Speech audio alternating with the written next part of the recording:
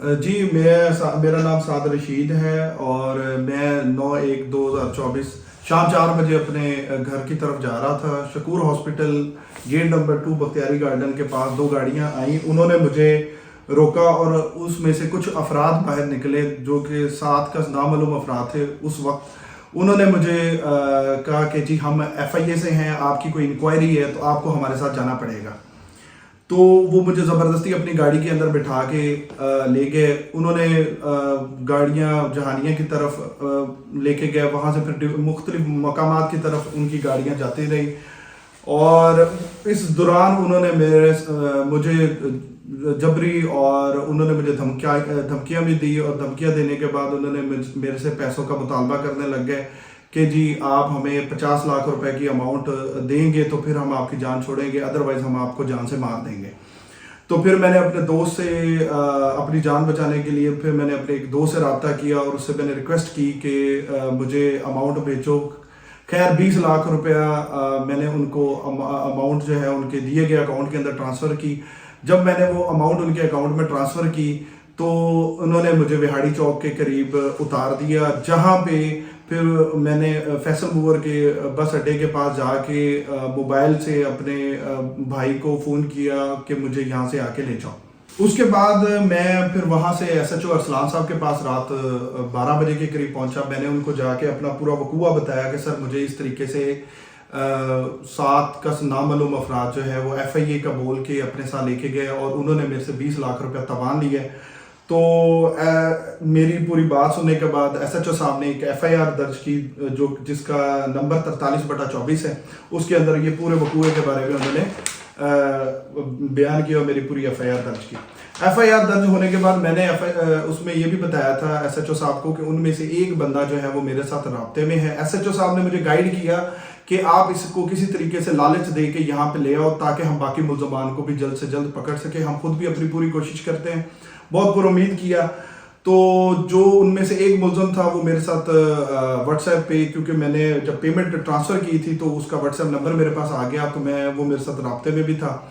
تو اس نے مجھے وہ 12 تاریخ کو پھر میرے پاس یہاں پہ کھانے والا آیا, کیونکہ میں اس کو پیسوں کا اور جیسے مجھے SHO صاحب نے بولا ویسے میں نے لالچ دیا. وہ 12 تاریخ کو جب یہاں پہ پہنچا تو SHO صاحب کو اس بات کا علم تھا کہ ملزم جو ہے وہ یہاں پہ پہنچ رہا ہے. میرے ساتھ کچھ وکیل صاحبان بھی تھے. تو SHO صاحب بھی موقع پہ پہنچ گئے جب وہ میرے پاس آفس میں آیا. آفس میں آنے کے بعد SHO صاحب نے اس کی پراپر تفتیش کی, جس کے اندر اس نے یہ ایگری کیا کہ یہ وقوع ہم نے کیا ہے اور اس کے اندر ہمارے ساتھ اسپیشل برانچ کے رانا محمد آصف اور امنان بشیر, ڈاکٹر جان زیب اور سعد کی ریکی کرنے والا جو بندہ احسن اوان بھی اس میں ملوث ہے. اس کے بعد SHO صاحب اس کو تھانے میں لے گئے. وہاں پہ جا کے اس کی دوبارہ انویسٹیگیشن پراپر کی گئی, تو جس کے اندر اس نے یہ انکشاف کیا کہ ہم اس سے پہلے 10 وارداتیں ایسی کر چکے ہیں, اور اس نے اس کے اندر بھی ان تمام ملزمان کے نام بھی بتائے. اس کے بعد یہ SHO صاحب نے ہمیں دوبارہ امید دلائی کہ آپ لوگ بے فکر ہو جائیں, ہم ملزمان تک پہنچیں گے اور آپ کو بہت جلد اس چیز کا آپ کی اماؤنٹ بھی ریکور کروا کے دیں گے اور آپ کو انصاف بھی دیا جائے گا.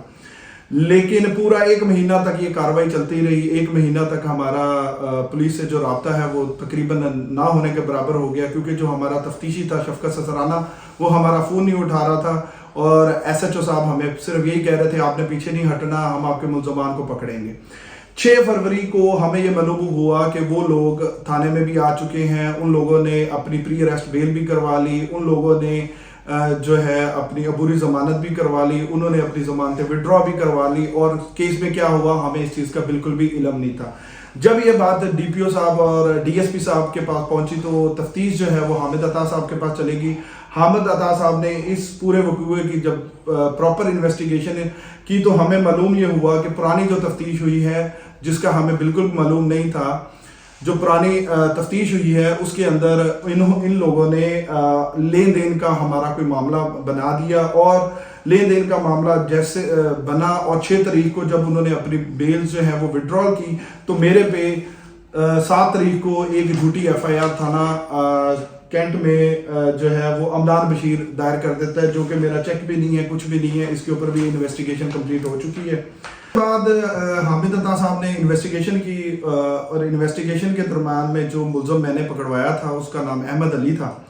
तो उसके फ़ोन से कुछ एविडेंस मिले जिसके अंदर ये एहसन अवान इशफाक नाम है इसका, ये खानेवाल का रिहायशी है और बदकिस्मती से मेरा स्टूडेंट भी रह चुका है।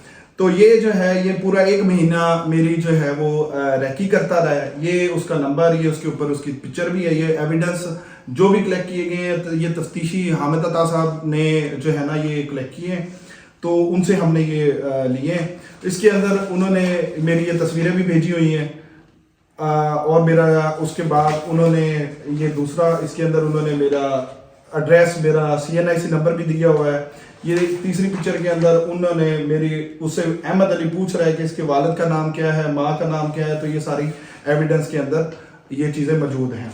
उसके बाद इन्होंने जो अहमद अली था, क्योंकि एहसन इसके अंदर मरकज़ी मुलज़म है, वो हमारी रैकी कर रहा है, तो ये सारी रैकी को लेके सारी बातचीत हो रही है जिसमें वो इनको हमारी वॉइस रिकॉर्डिंग भी मौजूद है जो कि तफ्तीशी के पास है। जो चैट यहाँ पे मौजूद है उसके अंदर ये बोला जा रहा है कि हम आज बंदा उठा लेंगे, कल बंदा उठा लेंगे, और इसी तरीके से फिर यहाँ पे उसकी मेरे लोकेशंस के बारे में भी बताया जा रहा है कि कहाँ है वो लड़के, ठीक है। और उसके अलावा जो है यहाँ पे फिर उससे पूछा जा रहा है कि क्या सीन है, वो लोग कहाँ मौजूद हैं। इसके अंदर भी सेम इन्हीं चीज़ों का इंकशाफ हो रहा है। यहाँ पे फिर हमारे बड़े भाई और छोटे भाई का नाम भी बताया जा रहा है, ठीक है, कि बड़े भाई का नाम साद है, छोटे भाई का नाम ये है। अच्छा, ये सारी पूरा 1 महीना तक मेरी रैकी करते रहे। ये इसमें एहसन अवान जो है इशफाक, जो इसका ओरिजिनल है, मैं एहसन इशफाक, ये इसमें मुलव्वस है।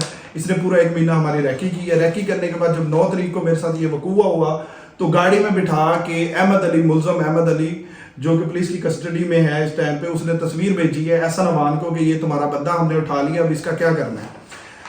और यहाँ पे वो फिर ये कह रहा है कि फ्री होके मैं आपको कॉल करता हूँ, फिर बताता हूँ कि इसका क्या करना है। DPO राना उमर फारूक साहब के नोटिस में जब ये बात गई तो उन्होंने इस पे सख्त रिमार्क्स दिए और उन्होंने मुलज़मान को पकड़ने का हुक्म दिया।